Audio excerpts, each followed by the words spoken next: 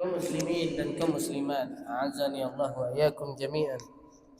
Alhamdulillah, segala puji hanya milik Allah tabaraka wa taala, Rabb semesta alam, Rabb yang tiada henti-hentinya memberikan kita banyak sekali kenikmatan. Sudah selayaknya dan sepatutnya kita sebagai seorang hamba senantiasa bersyukur kepada Allah Subhanahu wa taala. Bersyukur dengan hati kita, mengakui bahwasannya semua yang kita dapatkan pada hari ini berupa kenikmatan-kenikmatan sumbernya dari Allah. Kemudian lisan kita juga mengakui, alhamdulillah, semua yang saya dapatkan ini semuanya karena Allah, bukan karena kepintaran saya, bukan karena kekuatan saya, bukan, tetapi semuanya karena Allah. Hati kita mengakui, lisan kita mengakui, kemudian perbuatan kita mewujudkan syukur tersebut dengan mendekatkan diri kepada Allah Azza wa Jalla. Kita bisa salat berjamaah, ini nikmat yang besar.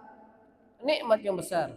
Nikmat ini tidak Allah berikan kepada semua orang. Semua orang masih terlena dengan dunianya, dengan majelisnya, dengan olahraganya, dengan kesibukannya yang lainnya. Sedangkan kita, Allah arahkan hati kita, Allah arahkan langkah kaki kita untuk menuju masjid dalam rangka melaksanakan sholat maghrib, kemudian menuntut ilmu agama. Selama hati ini dimudahkan untuk belajar, ikhwan, selama hati ini dimudahkan untuk menuntut ilmu agama, maka ketahuilah Allah Subhanahu wa taala masih menginginkan kebaikan buat kita. Antum catat itu dalam-dalam itu. Allah masih menginginkan kebaikan buat kita. Apa kata Rasulullah? May yuridillahu bihi khaira yufaqihu fid din. Barang siapa yang Allah inginkan kebaikan untuk seorang hamba, maka Allah akan pahamkan dia akan agama yang mulia ini.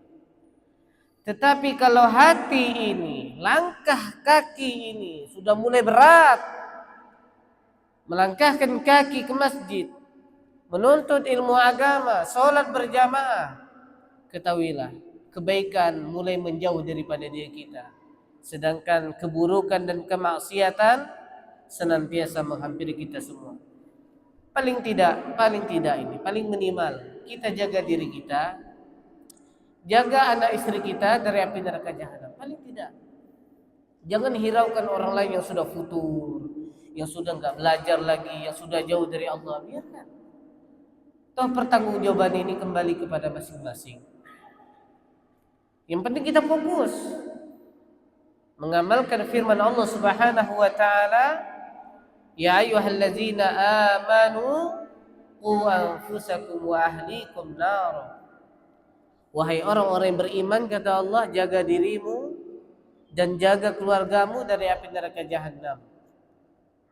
Tidak ada perisai, tameng, senjata yang mampu menjaga seorang hamba dari api neraka jahanam melebihi daripada ilmu. Melebihi daripada ilmu. Karena ilmu akan menumbuhkan rasa takut kepada Allah Azza wa Jalla. Ilmu bisa menumbuhkan rasa takut kita kepada Allah Subhanahu wa taala. Kemudian salawat beserta salam semoga senantiasa tetap tercurahkan kepada Nabi kita yang mulia Nabi Muhammad SAW, kepada para keluarganya, istri-istrinya, kepada para sahabatnya, dan kepada seluruh umatnya yang berusaha menjalankan sunnah-sunnahnya, menjalankan syariatnya, sekalipun manusia membencinya, sekalipun manusia menjauhinya, bahkan membulinya, tidak peduli dia.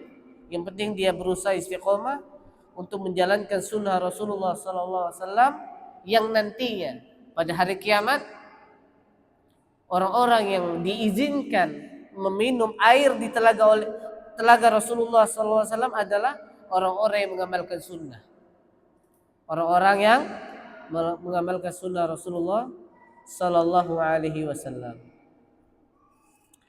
Baik jamaah, kita malam hari ini insyaallah kembali mengkaji kitab Riyadhus Shalihin karya Al-Imam An-Nawawi rahimahullah, ulama besar mazhab Syafi'i.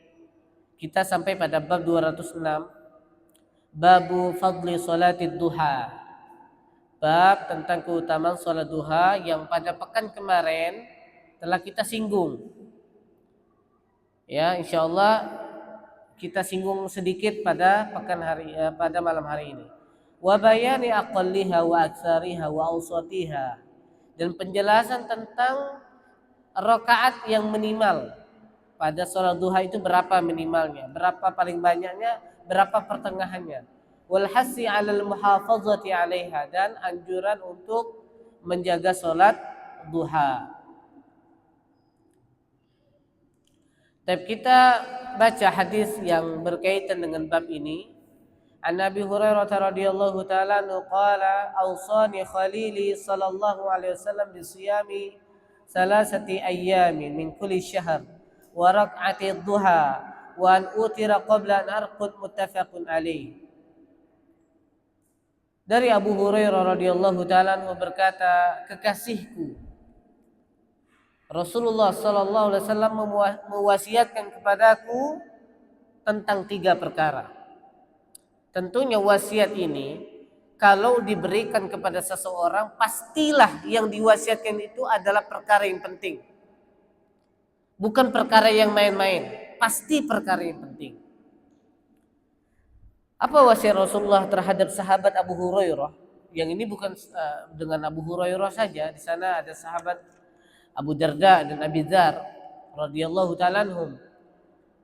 Yang pertama adalah Rasulullah mewasiatkan agar puasa 3 hari setiap bulan. Tidak mengapa dikerjakan di awal, tidak mengapa pula dikerjakan di pertengahan, tidak mengapa pula dipekerjakan di akhir. Dijelaskan oleh Syekh Utsaimin rahimahullah, ya, karena Rasulullah tidak mentakyin waktunya. Yang penting secara umum puasa 3 hari di setiap bulan.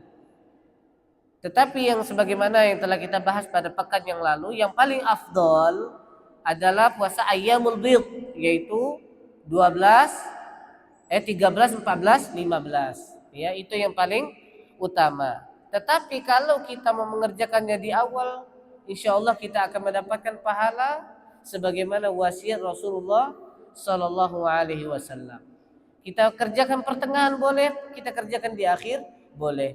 Kemudian puasa 3 hari ini tidak harus berturut-turut. Mutatariyat tidak perlu.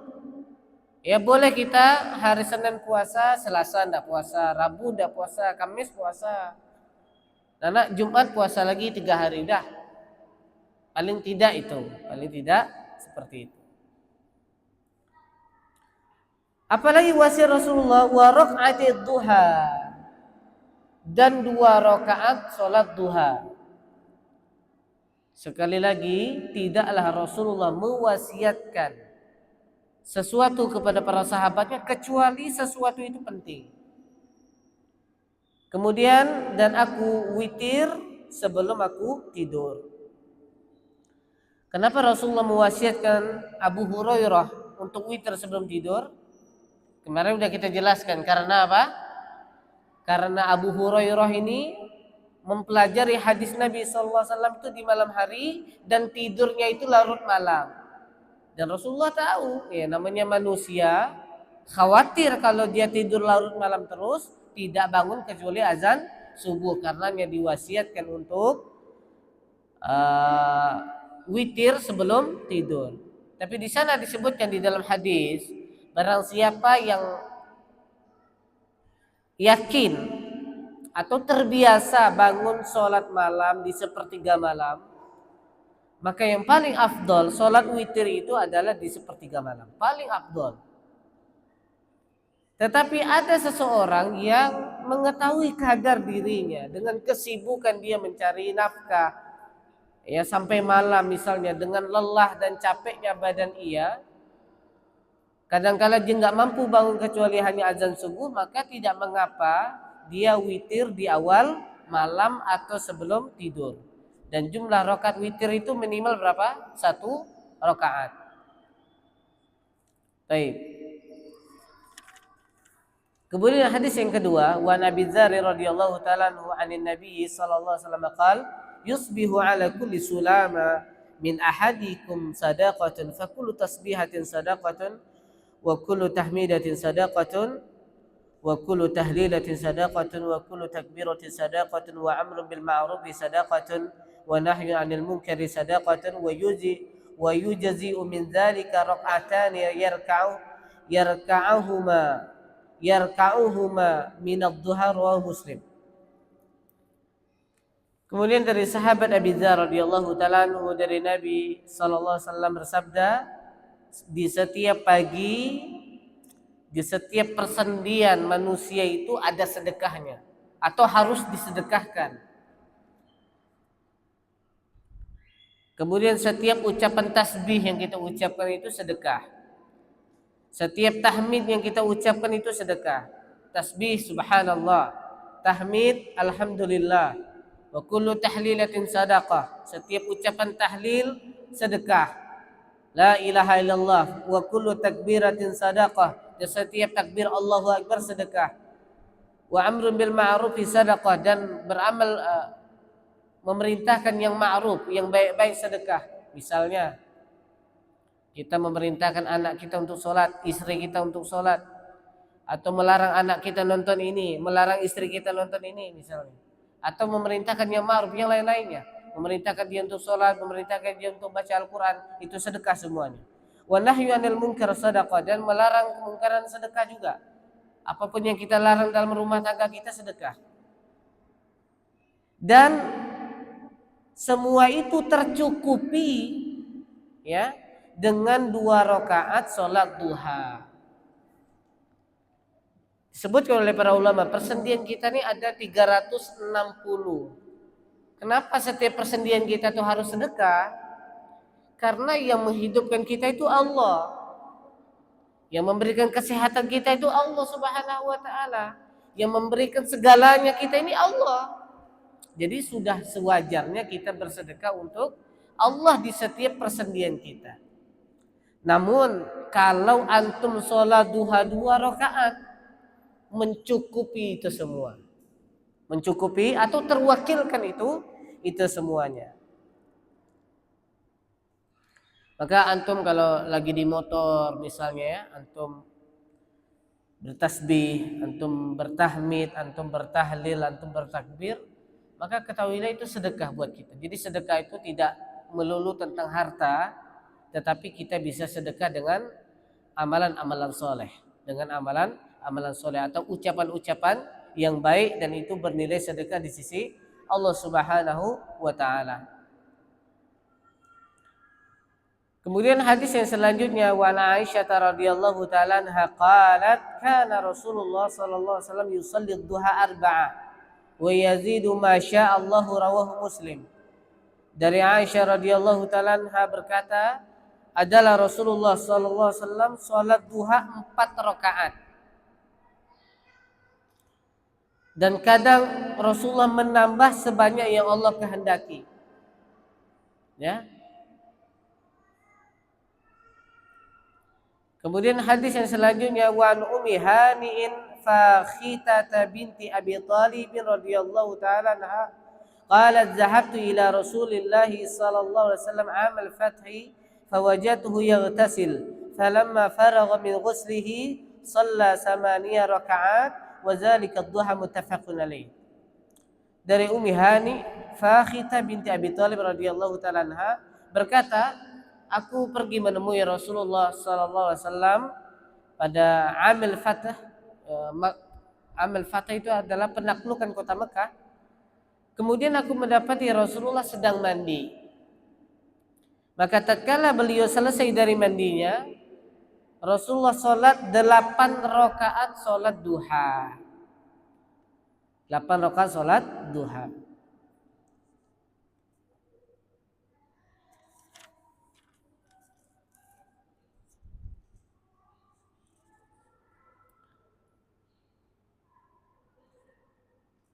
Taib.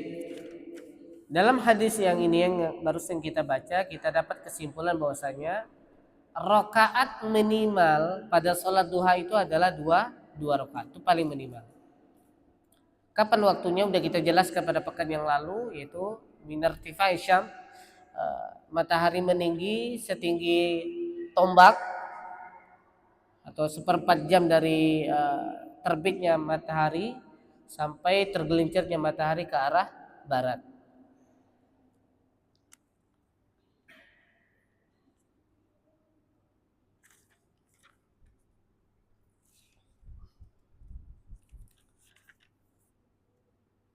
Tapi kemudian itu rakaat minimal. Rakaat maksimalnya berapa Ustaz? Tidak ada batasan.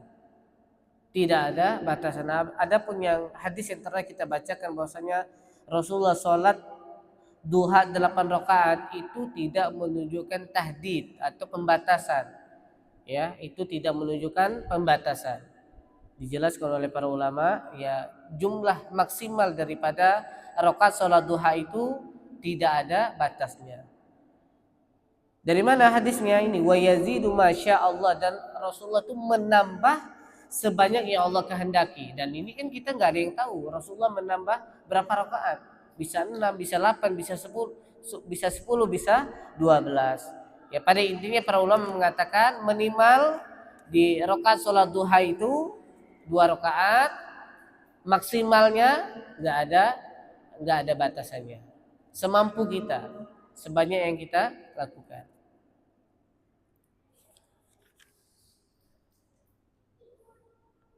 Hadis-hadis yang kita bacakan menunjukkan bahwasanya Rasulullah rutin mengerjakan sholat duha. Ini menunjukkan tentang keutamaan sholat duha. Semoga Allah Subhanahu wa taala memberikan kita kemudahan untuk melaksanakan sholat duha. Antum misalnya sholat subuh, antum zikir, kemudian matahari sudah meninggi, antum bisa memulai dengan sholat duha. Atau antum sebelum berangkat kerja, antum wudu, antum sholat 2 rakaat di rumah antum, baru antum berangkat kerja, diniatkan dengan sholat duha juga bisa.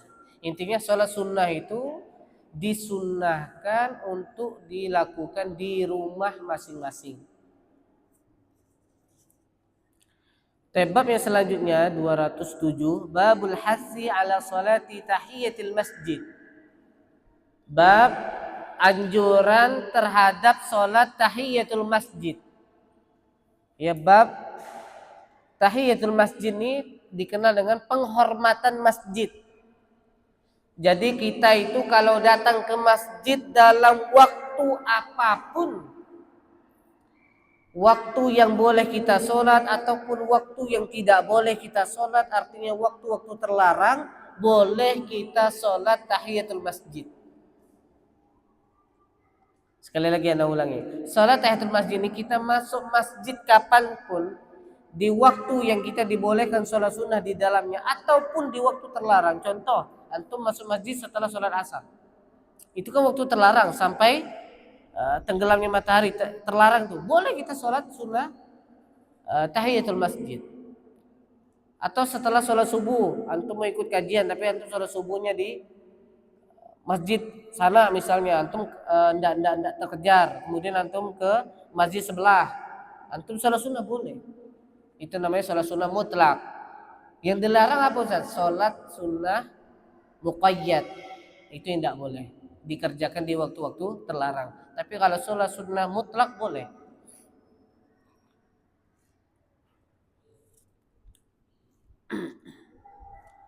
Wa karahatil julusi qabla ayusalliya rak'ataini fi ayyi waqtin dakhala, dan makruh duduk sebelum sholat 2 rakaat pada waktu apa saja dia masuk. Wa sawan shalla rak'ataini bi niyyati tahiyah aw salatan fardhah aw sunnatan ratibah aw ghairaha.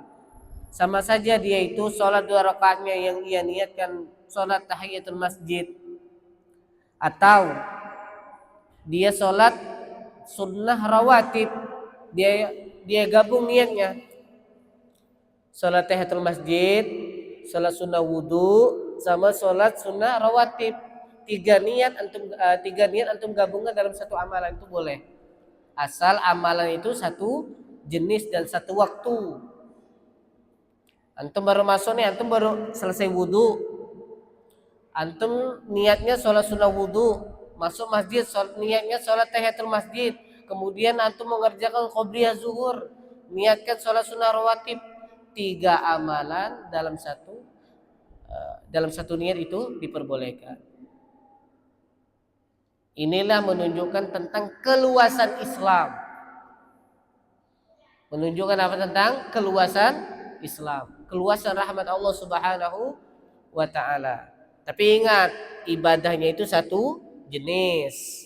Tidak boleh puasa niatnya antum gabung dengan sholat, tidak boleh karena beda jenis atau beda hukum. Ya, sholat wajib antum gabungkan dengan sholat sunnah itu tidak boleh. Yang penting satu jenis satu hukum, sama-sama sholat sunnah, sama-sama jenisnya sholat. Dan satu waktu antum mengerjakan, boleh antum gabung niatnya. Sholat duha, apalagi sholat sunnah rawatib, apalagi sholat tahiyatul masjid, antum gabung itu diperbolehkan.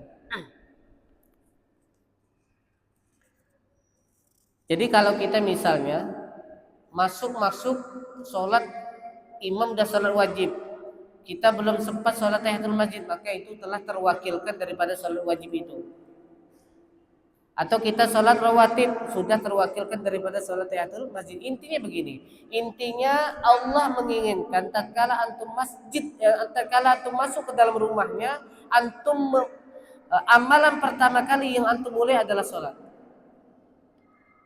Amalan yang pertama kali yang kita mulai adalah sholat.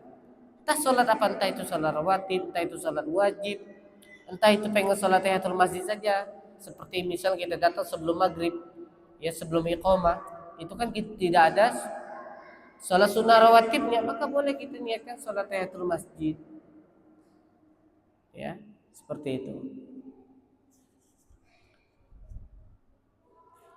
Kemudian Al-Imam Nawawi rahimahullah menukilkan dua hadis di dalam bab ini. An Abi Qatadah radhiyallahu ta'ala anhu qala Rasulullah sallallahu alaihi wasallam idza dakhala ahadukumul masjida fala yajlis hatta yusalli rak'atain, muttafaqun alaih.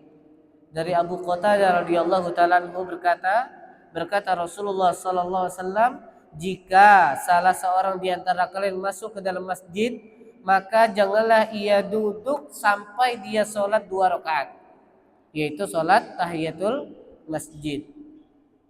Bahkan makruh hukumnya kalau kita langsung duduk. Kemudian hadis yang kedua, wa an Jabir radhiyallahu ta'ala anhu qala ataitu an-nabiyya sallallahu alaihi wasallam wa huwa fil masjid faqala shalli rak'atain. Dari Jabir radhiyallahu ta'ala anhu berkata, aku mendatangi Nabi sallallahu alaihi wasallam dan Nabi itu berada dalam masjid.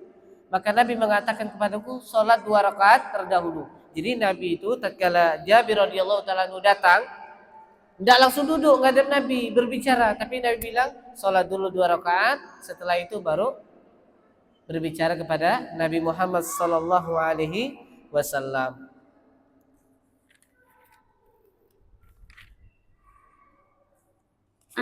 Kemudian bab selanjutnya ini digabung 2 bab dalam satu pembahasan. Bab istihbabi rak'ataini ba'dal wudu. Bab disunnahkan atau dianjurkan salat 2 rakaat setelah wudu. Salat 2 rakaat setelah wudu. An Abi Hurairah radhiyallahu ta'ala anhu anna Rasulullah sallallahu alaihi wasallam qala li Bilalin. Dari Abu Hurairah radhiyallahu ta'ala anhu bahwasanya Rasulullah berkata kepada Bilal, ya Bilal, wahai Bilal, haditsni bi arja amalin amiltahu fil islami fa inni sami'tu daffana 'alaika baina yaday fil jannah. Wahai Bilal, ceritakan kepadaku tentang amalan yang paling kau harapkan pahalanya atau manfaatnya yang engkau amalkan di dalam Islam. Karena aku mendengar suara langkah sendalmu di hadapanku di surga. Nabi bermimpi bahwasanya Nabi mendengar suara langkah kaki atau suara langkah kaki sendal Bilal radhiyallahu taala anhu. Masya Allah, ini suatu keutamaan yang luar biasa yang dimiliki oleh sahabat Bilal. Qala, kemudian Bilal menjelaskan, ini menunjukkan Nabi tawadunya Masya Allah. Ya, tawadunya Masya Allah. Nabi itu telah dijamin masuk surga, telah diampuni dosanya yang akan datang maupun yang telah berlalu. Namun demikian, Nabi masih menanyakan tentang amalan Bilal, yang dimana dengan amalan tersebut suara sendalnya telah terdengar di surga Allah Subhanahu wa taala. Masya Allah, keutamaan yang sangat luar biasa. Kata Bilal, ma amiltu amalan, tidaklah aku mengerjakan sebuah amalan arja indi, yang lebih aku harapkan manfaatnya atau pahalanya, min anni lam atatahhar tuhura fi sa'ati min lailin aw naharin illa salaitu bizalika tahur.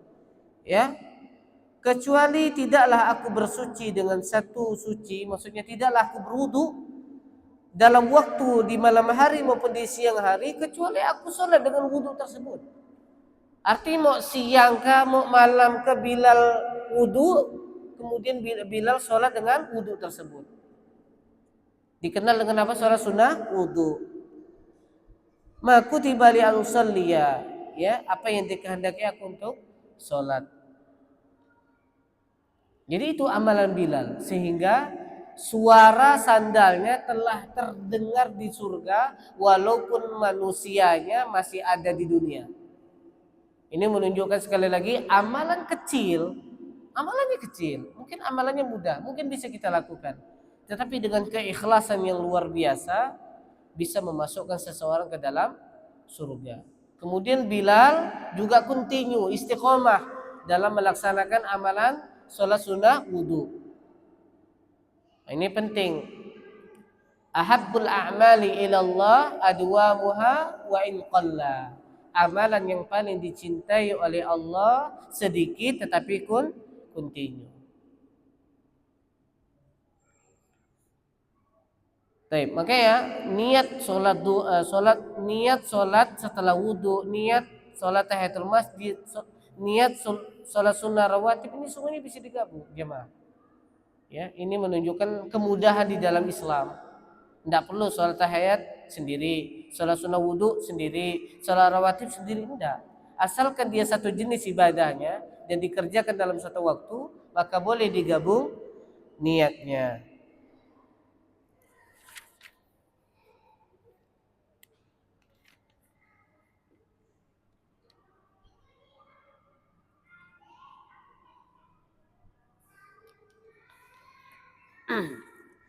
Yang pertama kita akan membahas tentang hukum sholat tahiyatul masjid.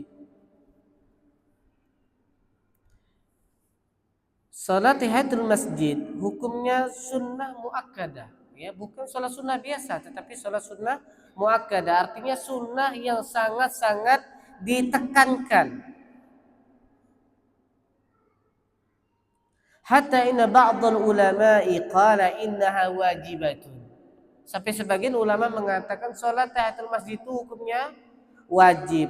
Kenapa? Wa yadullu ala ta'akkudiha jiddan anna rajulan dakhala yawmal jumu'ah wan nabiyyu yakhthub fajalasa faqala asalait qala la qala faqum salli rak'atin wa tajawwiz fihima. Dalilnya para ulama yang mengatakan sholat tahiyatul masjid itu hukumnya wajib, ada seseorang masuk ke dalam masjid dan Nabi sedang berkhutbah. Kemudian sahabatnya langsung duduk. Kemudian Rasulullah mengatakan, kau sudah sholat 2 rakaat? Sahabat itu mengatakan, belum ya Rasulullah. Kemudian Rasulullah mengatakan, sholatlah 2 rakaat dan ringankan. Artinya baca Al-Fatihah saja cukup, karena setelah itu kita harus fokus mendengarkan khutbah. Nah, ini dalil bahwasanya kata para ulama mendengarkan khutbah itu kan wajib. Wa idza kana ar-rasulu amarahu ay yusalli halal khutbah ma anastima' al-khutbah wajibun kana zalika izanan bi anna tahiyatul masjid wajibah. Kalau Nabi memerintahkan sahabat tadi sholat 2 rakaat tengah-tengah khutbah, ya, bersamaan dengan mendengarkan khutbah itu hukumnya wajib, maka sholat tahiyatul masjid itu hukumnya juga wajib. Nah, ini dalil sebagian ulama mengatakan sholat tahiyatul masjid itu wajib. Tapi wallahu taala alam bisawab, sholat tahiyatul masjid itu hukumnya sunnah muakkadah, sunnah yang ditekankan, yang sebisa mungkin kita harus melaksanakannya tatkala kita masuk ke dalam masjid.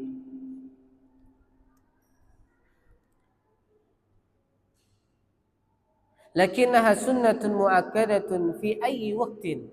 Akan tapi hukumnya sunnah muakkadah dalam setiap waktu. In dakhalta ba'da salatil fajri salli rakaatain. Kalau engkau masuk ke masjid setelah salat subuh, salat 2 rakaat.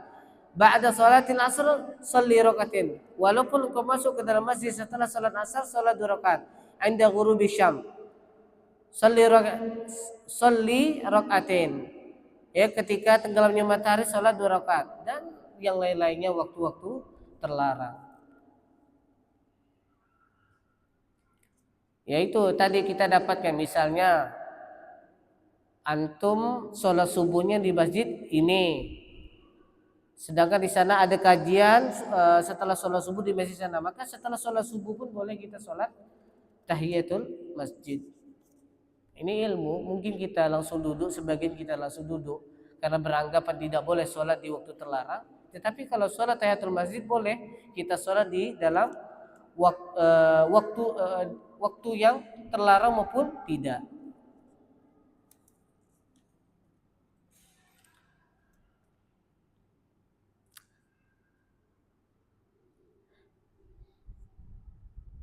Yang kedua, amma bal busani, waktu yang kedua, bab yang kedua, fahuwa an sunnatul wudu, tentang pembahasan salat sunnah wudu, wa annahu yanbaghi lil insani idza tawaddaa yusalli rak'atain fi ayyi waqtin kana. Sudah selayaknya manusia jika dia berwudu, dia salat 2 rakaat dalam waktu manapun.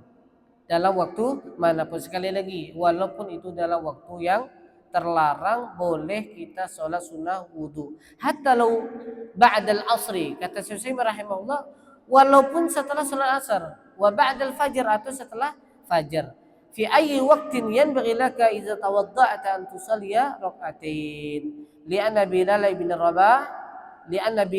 Rabah sa'alahu an-nabiy sallallahu alaihi wasallam an arja 'amalin amilahu fil islami faqala inni ma tawadda'tu fi lailin aw nahari illa salaitu rak'atain. Ya, kita dianjurkan untuk sholat sunnah wudu itu dalam waktu manapun, terlarang maupun waktu yang tidak terlarang. Karena Bilal menjelaskan di sini dia sholat sunnah wudu di siang maupun di malam hari. Baik. Kemudian pada bab yang selanjutnya,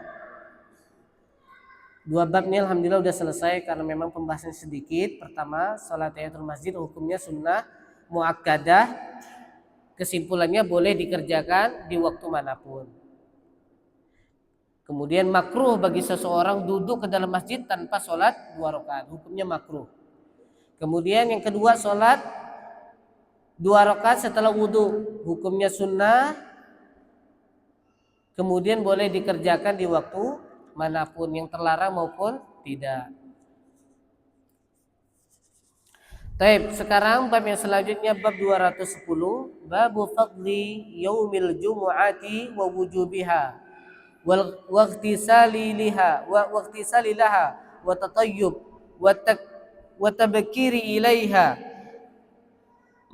wa du'a'i yaumil jumu'ah والصلاة على النبي صلى الله عليه وسلم فيه وبيان ساعة الإجابة واستحباب إكثار ذكر الله بعد الجمعة.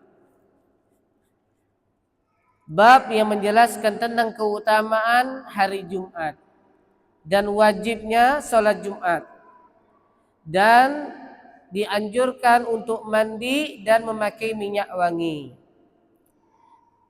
Kemudian dianjurkan bersegera untuk menunaikan sholat Jumat, artinya bersegera untuk datang ke masjid sholat Jumat.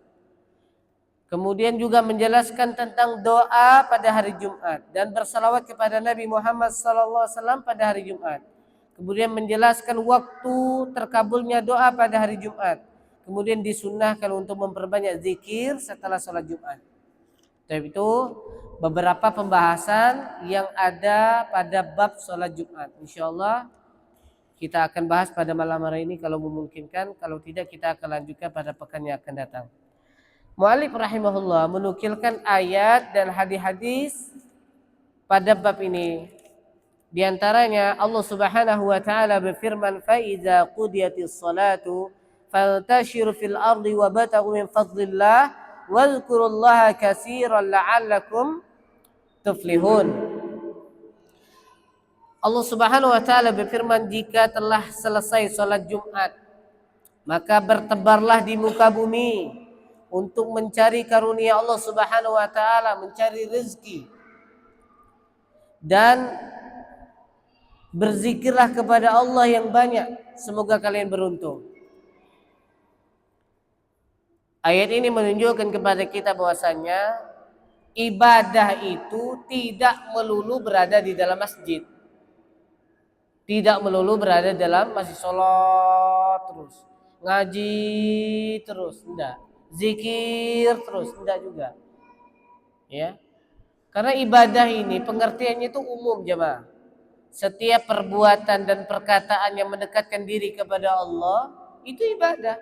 Kita cari nafkah setelah sholat Jumat, kita niatkan untuk keluarga kita, untuk ibadah, maka itu nilainya apa? Ibadah.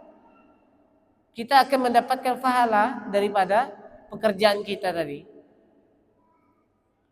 Ini Allah yang langsung memerintahkan, jika telah selesai sholat Jumat maka bertebarlah di muka bumi untuk mencari karunia Allah, rezeki Allah.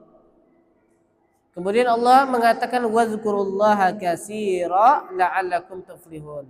Dan berzikirlah kepada Allah banyak-banyak, semoga kalian beruntung. Jadi setelah sholat kita juga harus banyak-banyak mengingat Allah Subhanahu wa taala. Ingat, kalau kita lagi cari nafkah, ingat-ingat Allah, jangan semuanya dihantam, ya. Yang halal saja yang kita kasihkan kepada keluarga kita. Adapun uang yang ragu, dari mana sumbernya, yang meragukan, tinggalkan. Apalagi itu jelas-jelas yang haram, ingat batasan-batasan yang Allah Subhanahu wa taala telah buat yang tidak boleh kita langgar, dan itu bernilai ibadah, ya, nilai ibadah.